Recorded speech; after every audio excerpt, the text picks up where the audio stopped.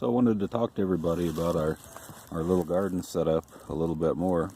I mean, you may be looking at it like, well, it's a really small place. What are you going to grow in that, you know?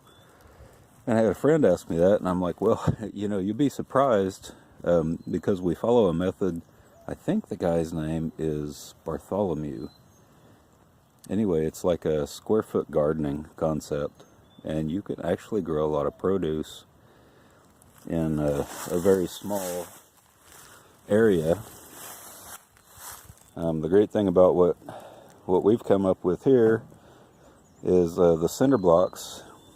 Each hole in the cinder block is a planter, and so we'll grow some Swiss chards along in there. We'll grow, you know, this spot right here is going to be carrots, and this spot over here is going to be something else. And of course, we've still got the onions. We'll do some more spring onions.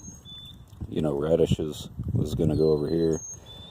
And then after some of that stuff gets pulled up, we'll put in the peppers.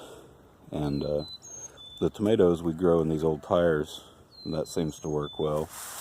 Tried a vine plant in that old washer drum last year, and it didn't do well. So that's part of the seat of your pants farming thing is, you know what, get out there and try something and give it a shot. And if it doesn't work out that year, just try something else.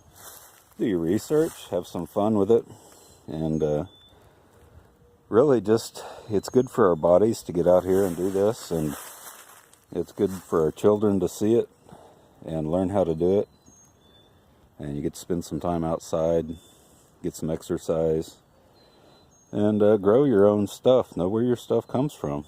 That's pretty important to me, to us.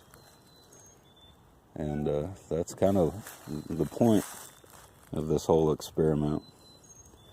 So, all right, y'all have a great day now. See ya.